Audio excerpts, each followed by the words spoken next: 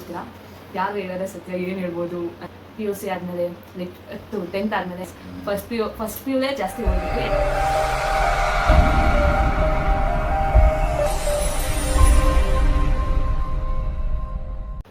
So guys, hello ನಮಸ್ಕಾರ, ನನ್ನ ಚಿಕ್ಕವಳಿಗೆ welcome back. So ಇವತ್ತಿನ ವಿಡಿಯೋ ಆಲ್ಮೋಸ್ಟ್ ಎಲ್ಲರೂ ತಮ್ಮನೇಲಿ ನೋಡಿರ್ತೀರಾ. ಯಾರು ಹೇಳೋದೇ ಸತ್ಯ, ಏನು ಹೇಳ್ಬೋದು ಅಂತೆಲ್ಲ ಸ್ವಲ್ಪ ಕ್ಯೂರಿಯಾಸಿಟಿ ಆಗಿರ್ತೀರ. ಆ ಥರ ಸತ್ಯ ಅಂದರೆ ಆ ಥರ ಯಾವ ಇದು ಇಲ್ಲ. ಸೊ ನಮಗೆಲ್ಲರೂ ಹೇಳ್ತಾರೆ PUC ಆದಮೇಲೆ ಲೈಕ್ 10th ಆದಮೇಲೆ ಆರಾಮಾಗಿರ್ಬೋದು, ಕಾಲೇಜ್ ಲೈಫಲ್ಲಿ ಅಷ್ಟು ಪ್ರೆಷರ್ ಇರಲ್ಲ, ನಿಮ್ಗೆ ಜಾಸ್ತಿ ಓದೋದಿರಲ್ಲ, ಅದು ಇದು ಅಂತ. ಅದೆಲ್ಲ ಸುಳ್ಳು ಗೈಸ್. ಫಸ್ಟ್ ಪಿ ಯುಲೇ ಜಾಸ್ತಿ ಓದಬೇಕು. ಯಾಕಂದರೆ ನಾವು ಲೈಕ್ ಸ್ಟೇಟ್ ಸಿಲೆಬಸ್, ನಾನು ಓದಿದ ಸ್ಟೇಟ್ ಸಿಲೆಬಸ್. ಸೊ ನಾನು ಸ್ಟೇಟ್ ಸಿಲೆಬಸ್ ಬರೀ ಮಾತಾಡೋದಾದರೆ, ಸ್ಟೇಟ್ ಸಿಲೆಬಸ್ ಹೋದರೆ ಲೈಕ್ ಸಿಲೆಬಸ್ ಶಿಫ್ಟ್ ಆದಂಗೆ ಆಗುತ್ತೆ. ಸೊ ಫೈನ್ ತುಂಬ ಡಿಫಿಕಲ್ಟ್ ಅಂತ ಅನಿಸ್ಬಿಡುತ್ತೆ. NCERT ಸಿಲೆಬಸ್ ಅದು ನಾನು ಸೈನ್ಸಲ್ಲಿ ಓದಿದ್ದು PCMB. ಸೊ ಹೆಂಗಾಗ್ಬಿಡುತ್ತೆ ಅಂದರೆ ನಿಮ್ಗೆ ಒಂಚೂರು ಅರ್ಥನೂ ಆಗಲ್ಲ. ಯಾವ್ದು ಮಾಡ್ತಾಯಿದ್ದಾರೆ, ನಮ್ಮ ಸ್ಕೂಲಲ್ಲಿ ನೋಡ್ರಿ ಏನೋ ಕೊಡ್ತಾರೆ, ಇಲ್ಲಿ ನೋಡ್ರಿ ಯಾರು ಕಾಲೇಜಲ್ಲಿ ನಿಮ್ಮ ಹಿಂದೆ ಸ್ವಲ್ಪ ಕಾಲೇಜ್ ಅಷ್ಟೇ ಗೈಸ್, ರೆಪ್ಯೂಟೆಡ್ ಕಾಲೇಜ್ ಲೈಕ್ ಅದು ಹೆಸರೆಲ್ಲ ಯೂಸ್ ಮಾಡಬಾರ್ದು. ಜಾಸ್ತಿ ಬ್ರ್ಯಾಂಚಸ್ ಇರೋ ಕಾಲೇಜಸ್ ಮಾತ್ರ ಅವ್ರ ಕಾಲೇಜ್ ಫೇಮ್ ಹೋಗಬಾರ್ದು ಅಂತ ಅಷ್ಟೇ ನಿಮ್ಮ ಹಿಂದೆ ಇರ್ತಾರೆ. ಬಿಟ್ಟರೆ ಲೈಕ್ ನಾರ್ಮಲ್ ಕಾಲೇಜಸ್, ನೀವು ಮಾರ್ಕ್ಸ್ ನಾನು ಓದಿದ್ದು ಪ್ರೈಸ್ ಜೂನಿಯರ್ ಕಾಲೇಜ್, ಅಲ್ಲಿ ಯಾವ ಟೀಚರ್ಸು ನಿಮ್ಮ ಹಿಂದೆ ಸ್ಕೂಲ್ ಥರ ಬರಲ್ಲ. ಓದಿ ಕ್ಲಾಸ್ ಟೆಸ್ಟ್ ಇದೆ, ಕ್ಲಾಸ್ ವರ್ಕ್ ಬರಿತಾ ಇದ್ದೀರಾ, ಹೋಮ್ವರ್ಕ್ ಬರಿತಾ ಇದ್ದೀರಾ, ಏನೂ ಚೆಕ್ ಮಾಡಲ್ಲ. ನಿಮ್ಮನ್ನು ನೀವೇ ಓದ್ಕೊಂಡ್ಬಿಟ್ಟು ಅಲ್ಲಿ 100 ಜನ ಇರ್ತಾರೆ ಒಂದು ಕ್ಲಾಸಲ್ಲಿ. ನಿಮಗೆ ಅರ್ಥ ಆಗಲಿಲ್ಲ ಅಂದರೆ ಯಾರೋ ಬಂದು ನಿಮ್ಗೆ ಅರ್ಥ ಆಗಿಲ್ವಾ, ನಿಮ್ಮ ಫೇಸ್ ರಿಯಾಕ್ಷನ್ ಕಂಡಿಡ್ದು ನೋಡೋದಕ್ಕೆಲ್ಲ ಅವ್ರಿಗೆ ಇನ್ನೂ ಸ್ಕೂಲ್ಸ್ ಟೀಚರ್ಸ್ ಅಲ್ಲ. ಸೊ ನಾವು ಅದನ್ನೇ ಎಕ್ಸ್ಪೀರಿಯೆನ್ಸ್ ಮಾಡಿದ್ವಿ. ಯಾಕಂದರೆ ನಮಗೆ ಸ್ಕೂಲಲ್ಲಿ ಅರ್ಥ ಆಗಿಲ್ಲ ಅಂದ ತಕ್ಷಣ ನಾವೆಲ್ಲ ಒಂದು 35 ಮೆಂಬರ್ಸ್ ಇರ್ತಾಯಿದ್ವಿ ಸ್ಕೂಲಲ್ಲಿ. ಅರ್ಥ ಆಗಿಲ್ಲ ಅಂದ ತಕ್ಷಣ ಟೀಚರ್ಸ್ ನಮ್ಮ ಮುಖ ನೋಡೇ ಹೇಳ್ಬಿಡೋರು, ಅರ್ಥ ಆಗ್ತಾ ಇಲ್ವಾ, ಯಾಕೆ ಏನಾಯಿತು ಅಂತ.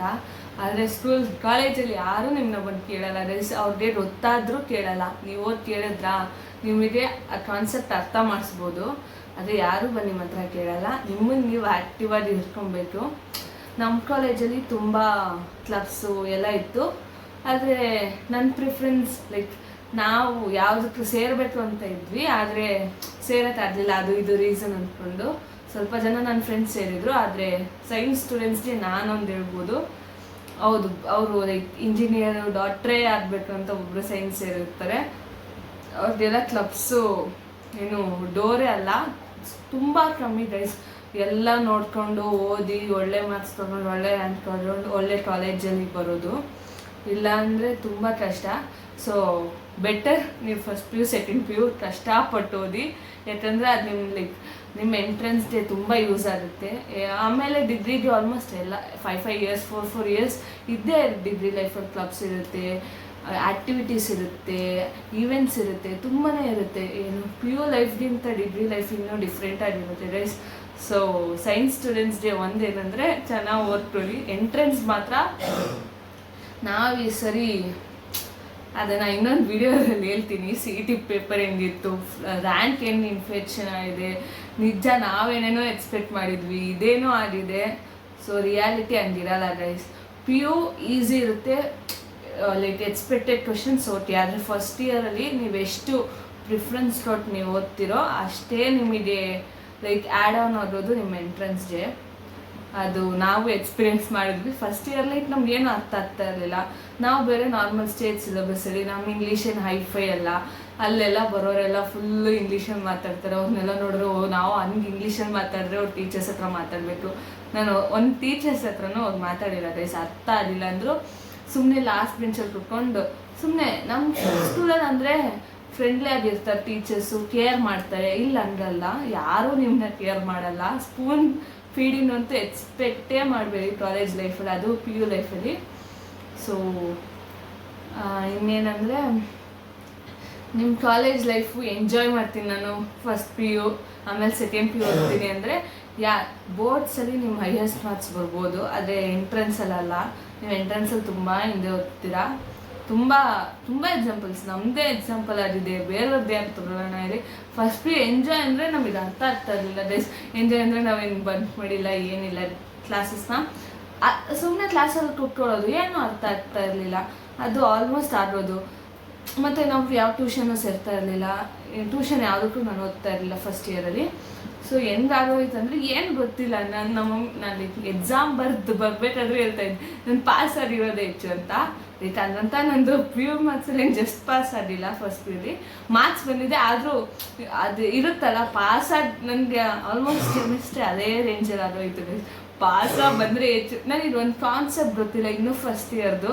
ನಂದು ಸಿ ಇ ಟಿ ಎಕ್ಸಾಮ್ ಮುಗ್ದಿದೆ, ಆದರೆ first year concepts like second year C E ಟಿಗೆ ನಮ್ಮ ಕೋಚಿಂಗಲ್ಲಿ ಮಾಡಿದ್ಬಿಟ್ರೆ ಗೊತ್ತಿರೋದು. ಇನ್ನೇನು ಡೀಪರ್ ಅಂತೂ ಏನೂ ಗೊತ್ತೇ ಇಲ್ಲ.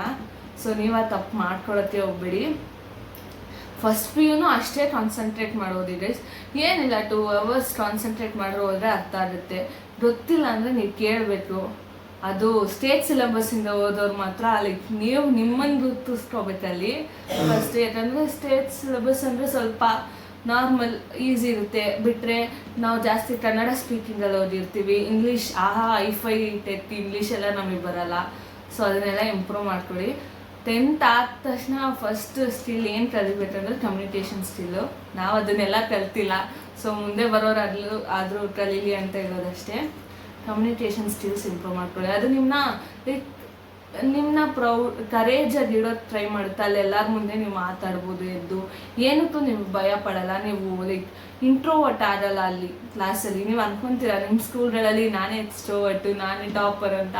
ದೊಡ್ಡ ಕಾಲೇಜ್ಗೆಲ್ಲ ಹೋದಾಗ ಎಲ್ಲ ಸ್ಕೂಲಿಂದ ಟಾಪರ್ಸೇ ಬಂದಿರ್ತಾರೆ ಗೈಸ್.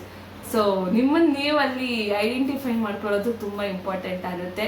ಸೊ ಸೈನ್ಸ್ ಸ್ಟೂಡೆಂಟ್ಸ್, ಅದು ಎಂಟ್ರೆನ್ಸ್ ಪ್ರಿಪೇರ್ ಆಗ್ತಾ ಇರೋರಿಗೆ ಒಂದೇ ಟ್ರಿಕ್ಸ್ ಇಲ್ಲ, ಅಡ್ವಾಂಟೇಜ್ ಇಲ್ಲ, ಏನಾದರೂ ಅಂದ್ಕೊಳ್ಳಿ. ನಿಮ್ಗೆ ನನ್ನ ಕಡೆಯಿಂದ ಸಜೆಷನ್, ಅಡ್ವೈಸ್, ಫಸ್ಟ್ ಪಿ ಯುನ ಇಗ್ನೋರ್ ಮಾಡಿಬಿಡಿ ಗೈಸ್. ಬೋರ್ಡ್ಸ್ ಎಷ್ಟು ಇಂಪಾರ್ಟೆಂಟು, ಫಸ್ಟ್ ಪಿ ಯುಯಿಂದ ಎಂಟ್ರೆನ್ಸು ಅಷ್ಟೇ ಇಂಪಾರ್ಟೆಂಟ್ ಆಗಿರುತ್ತೆ. ನಾವು ಈಸಿಯಾಗಿ ತೊಗೊತೀವಿ ಅಷ್ಟೇ.